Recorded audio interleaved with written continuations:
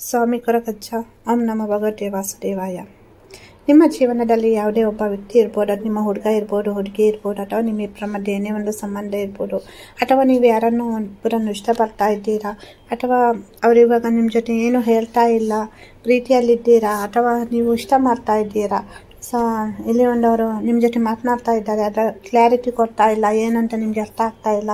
ನೀವು ಅಂದ್ಕೊಳ್ಬೋದು, ಈ ವ್ಯಕ್ತಿ ನನ್ನನ್ನು ಪ್ರೀತಿ ಮಾಡ್ತಾ ಇದ್ದಾರಾ ಇಲ್ವಾ, ಯಾಕೆ ಈ ಥರ ಇದ್ದಾರೆ. ಸೊ ಅಂದರೆ ಇಲ್ಲಿ ಒಂದು ಕ್ಲಾರಿಟಿ ಇಲ್ಲ.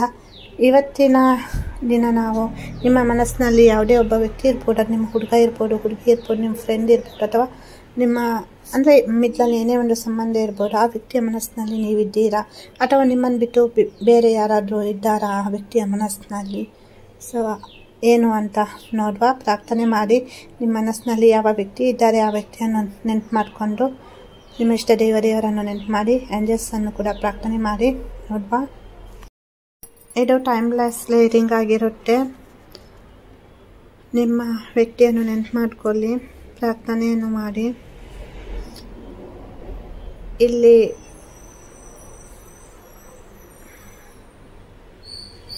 ನೋಡು ಅವರ ಮನಸ್ಸಿನ ಭಾವನೆ ಏನು ಬರುತ್ತೆ. ಸೊ ನೀವಿದ್ದೀರಾ ಅಥವಾ ಬೇರೆ ಯಾರಾದರೂ ಇದ್ದಾರಾ ಅವರ ಮನಸ್ಸು ಏನು ಅಂತ.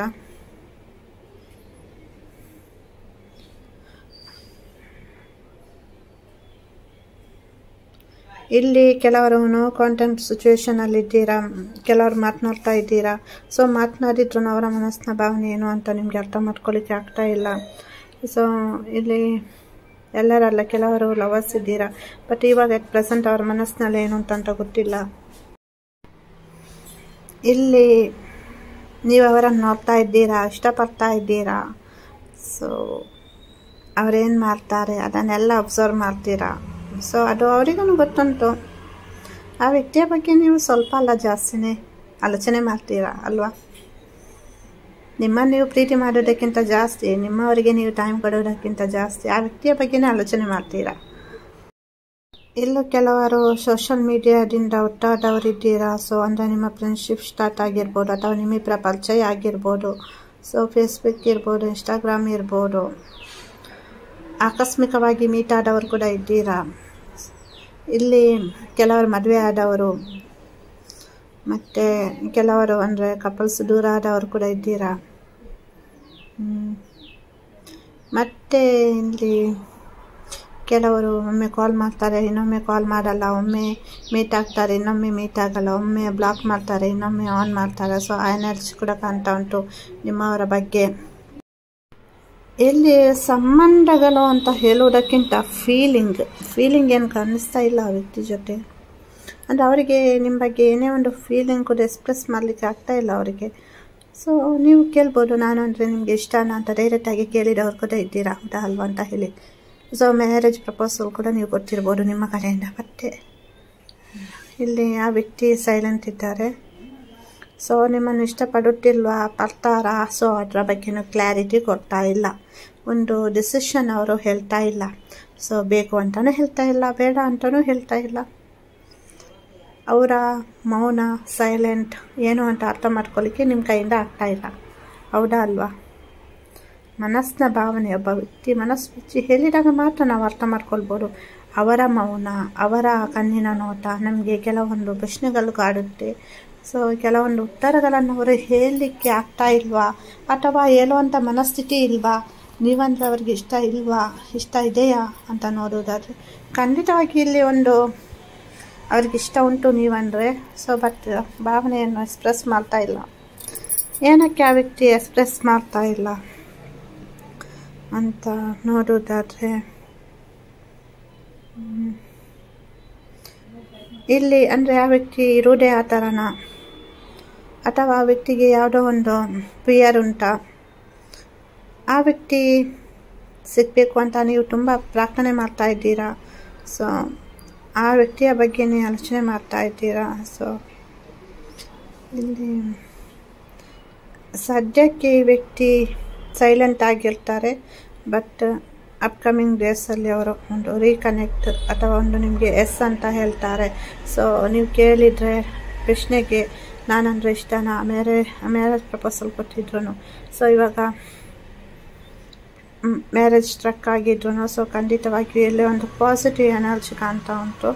ಸೊ ಪಾಸಿಟಿವ್ ಆಗಿ ಇಲ್ಲಿ ಒಂದು ಎಲ್ಲ ಇಲ್ಲಿ ಕೆಲವೊಂದು ಸ್ಟಕ್ ಎನರ್ಜಿ ಉಂಟು ಆ ವ್ಯಕ್ತಿಗೆ.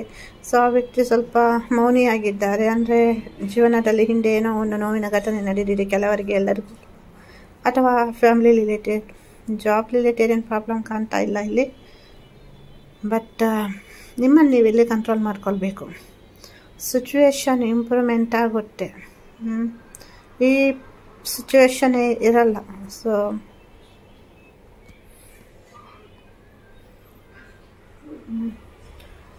ಆದರೆ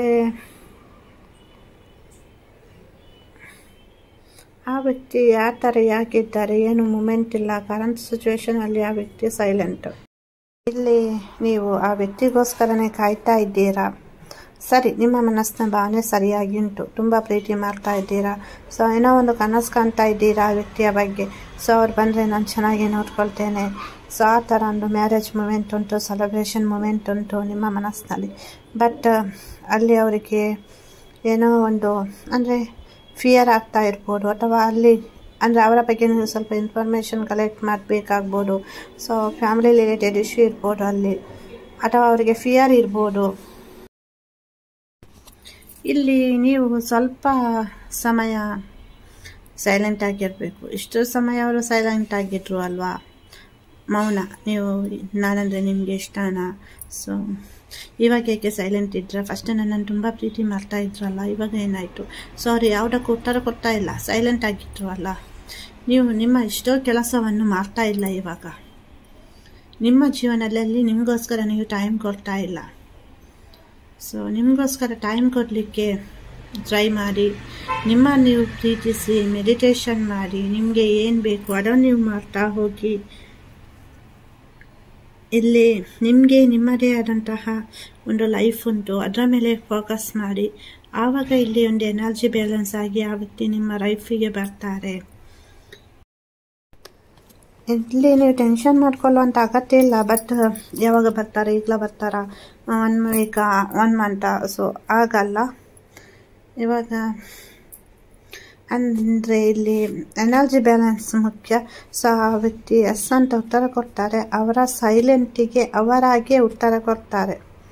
ನಿಮಗೆ ಏನು ಉತ್ತರ ಬೇಕು ಅವರ ಮನಸ್ಸಿನಲ್ಲಿ ನೀವಿದ್ದೀರಾ ಅನ್ನೋದ್ರ ಬಗ್ಗೆ ಅವರೇ ಕ್ಲಾರಿಫೈ ಮಾಡ್ತಾರೆ. ಇಲ್ಲಿ ನೀವು ಅವಸರ ಪಡಬಾರ್ದು. ನೀವು ಎಷ್ಟು ನಿಮ್ಮ ಕೆಲಸದಲ್ಲಿ ನೀವಿರ್ತೀರಾ, ನಿಮ್ಮನ್ನು ನೀವು ಎಷ್ಟು ಟೇಕ್ ಕೇರ್ ಮಾಡ್ತೀರಾ, ಸೊ ಅಷ್ಟು ಇಲ್ಲಿ ಅವರು ನಿಮ್ಮ ಮೇಲೆ ಫೋಕಸ್ ಮಾಡ್ತಾರೆ. ಇಷ್ಟ ತನಕ ನೀವಲ್ಲ ಫೋಕಸ್ ಮಾಡ್ತಾ ಇದ್ದದ್ದು ಅವ್ರ ಮೇಲೆ.